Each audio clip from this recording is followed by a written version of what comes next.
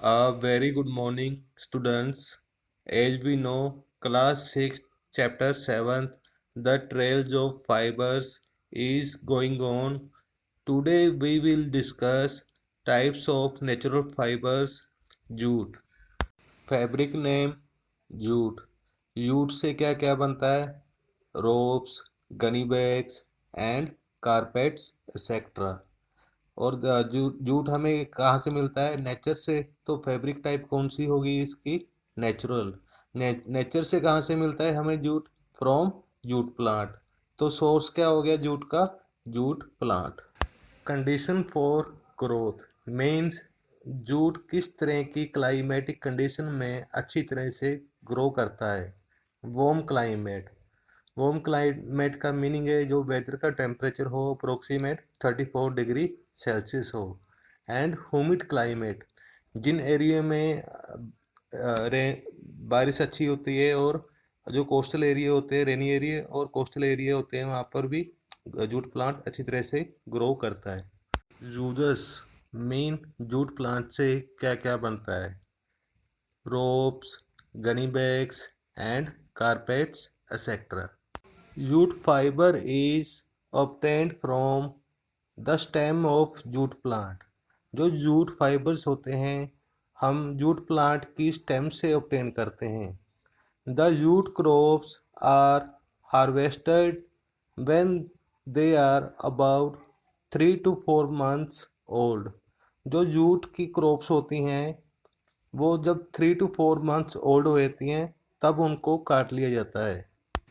After harvesting, the bundles of stems are left for drying in the sun।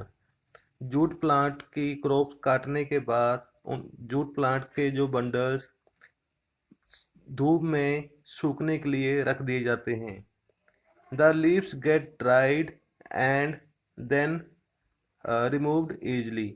और जो jute plant के leaves होते हैं वो सूख जाते हैं एंड उसको आसानी से हम रिमूव कर सकते हैं। Retting. After removing the leaves, the stems of jute plants are soaked in water about a week।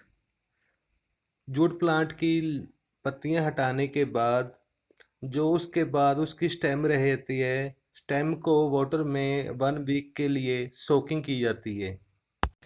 This process is called retting. इस प्रोसेस को हम रेटिंग कहते हैं। This loosens the fibres and then they can be separated manually. Retting से जो jute plant के fibres होते हैं वो लूज हो जाते हैं, उसको हम इजीली सेपरेट आउट कर सकते हैं। जैसे कि हम बनाना से उसका छिलका उतारते हैं वैसे ही जूट प्लांट की स्टेम से जूट फाइबर्स को अलग कर लिया जाता है। Washing and drying. The separated fibres are then washed in clean running water. जो जूट प्लांट से हम जूट फाइबर्स अलग करते हैं उनको हम रनिंग वाटर में वॉश करते हैं। They are then hung on bamboo railings for drying for 2 to 3 days। इसके बाद जूट फाइबर्स को बेम्बू रेलिंग्स के ऊपर 2 या 3 दिनों के लिए सूखने के लिए रख दिया जाता है। Spinning and weaving. These fibers are then spun manually or using machines to convert them into yarns। Jute fibres को हाथों के साथ स्पन किया जाता है और स्पिनिंग मशीन के साथ स्पन कर कर इनको यार्न में कन्वर्ट किया जाता है। The yarns are woven in the similar way as in the case of cotton to make the fabric। जैसे कॉटन को हम फैब्रिक में कन्वर्ट करने के लिए ऐसे वीव करते हैं वैसे ही हम जूट फाइबर्स को वीव करके उसको फैब्रिक में हम कन्वर्ट करते हैं। Flax. Fabric name mean cloth name flax. ये फ्लैक्स हमें कहाँ से मिलता है? नेचर से। तो फैब्रिक की टाइप कौन सी होगी? नेचुरल। नेचर से हमें ये फ्लैक्स कहाँ से मिलता है? Flex plant. तो सोर्स क्या हो गया फ्लैक्स का? Flax plant. Condition for growth. Main जो फ्लैक्स प्लांट है किस तरह की क्लाइमेटिक कंडीशन में अच्छी तरह से ग्रो करता है? Cold and humid climate. जो फ्लैक्स प्लांट है कोल्ड और ह्यूमिड क्लाइमेट में अच्छा ग्रो करता है। मीन ये मोस्टली विंटर्स में ग्रो किया जाता है। यूजेस। मीन जो फ्लैक्स प्लांट है फ्लैक्स से क्या क्या बनता है?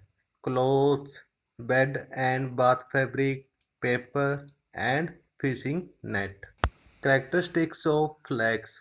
मीन फ्लैक्स की क्या क्या विशेषताएं होती हैं? Strong, durable and sweat absorbing. जो फ्लैक्स होता है इसके फाइबर्स क्या होते हैं? स्ट्रॉन्ग होते हैं, ड्यूरेबल होते हैं। मीन ये कॉटन के कंपैरिजन में काफ़ी लंबे समय तक चलते हैं। स्वेट अब्जॉर्बिंग, ये कॉटन की तरह तरह समर्स में स्वेट अच्छी तरह से अब्जॉर्ब करते हैं और हमें गुड फील देते हैं। Flax fibres is one of the oldest fibres in the world. जो फ्लैक्स फाइबर्स होते हैं दुनिया में सबसे ज़्यादा लंबे समय से फैब्रिक बनाने के लिए यूज किए जाते हैं। Flax fibres are obtained from the stem of flax plant. जो फ्लैक्स फाइबर्स होते हैं जूट प्लांट की तरह ही फ्लैक्स प्लांट की स्टेम से फ्लैक्स फाइबर्स को ऑब्टेन किया जाता है। To obtain the fibers, the flax plant is processed in the similar manner as the jute plant. Flax plant की स्टेम से फाइबर ऑब्टेन करने के लिए इसे जूट प्लांट की तरह ही इसकी रेटिंग की जाती है, वॉशिंग की जाती है और ड्राइंग की जाती है। The obtained fibers are spun into yarns followed by knitting or weaving to make the linen fabric। इस तरह जो फ्लैक्स प्लांट के फाइबर्स ऑब्टेन होते हैं उनको स्पन कर कर यार्न्स में कन्वर्ट किया जाता है।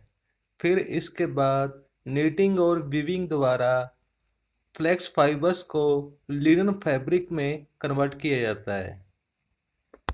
Linen is valued for its suitability in warm weather as it can readily absorb sweat। Linen को मोस्टली वार्म वेदर में डाला जाता है, मीन समर्स में डाला जाता है क्योंकि ये मोस्ट स्वेट को बहुत ज़्यादा जल्दी अब्जॉर्ब करता है। Besides, it can also be used in paper industry। Flax fibres के फैब्रिक तो बनते ही हैं और इनको पेपर इंडस्ट्री में पेपर बनाने के लिए भी यूज किया जाता है। फाइबर नेम कोयर। कोयर हमें कहाँ से मिलता है? Outer covering of coconut. तो इसकी टाइप फाइबर टाइप क्या होगी? नेचुरल। और हमें नेचर से कहाँ से मिलता है ये? कोकोनट। तो सोर्स क्या हो गया इसका? Coconut. Condition for growth. Mean किस तरह की कंडीशंस में, क्लाइमेटिक कंडीशंस में कोकोनट अच्छा ग्रो करता है? Sandy soil and humid climate. ये सैंडी सॉइल और ह्यूमिड क्लाइमेट कहाँ पर मिलता है? नियर द सी शोर। मोस्टली कोस्टल एरिया में कोकोनट के ट्री पाए जाते हैं। यूजर्स। मीन क्वायर को हम किस किस काम के लिए यूज करते हैं? Ropes, mattresses, carpets, doormats, brushes and padding के लिए हम क्वायर को यूज करते हैं। करेक्टरिस्टिक्स ऑफ क्वायर, मतलब इसकी क्वायर की क्या क्या विशेषताएं होती हैं? रफ। मीन क्वायर टच करने में खुरदरा होता है, रफ होता है। And sturdy. स्टर्डी मीन ये स्ट्रॉन्ग होता है, स्ट्रॉन्ग फाइबर है एक तरह का। Another plant fibre that is used to make ropes and carpets is coir। Jute के अलावा कोयर दूसरा प्लांट फाइबर है जो रोप्स और कारपेट बनाने में यूज होता है। Coir is obtained from the husk of coconuts. Coir हमें कोकोनट की हस्क से मिलती है। It is present in the outer coat of the coconuts. ये हस्क कहाँ पर होती है? जो कोकोनट की आउटर कवरिंग होती है उसको हस्क कहा जाता है, जिससे हमें कॉयर मिलता है।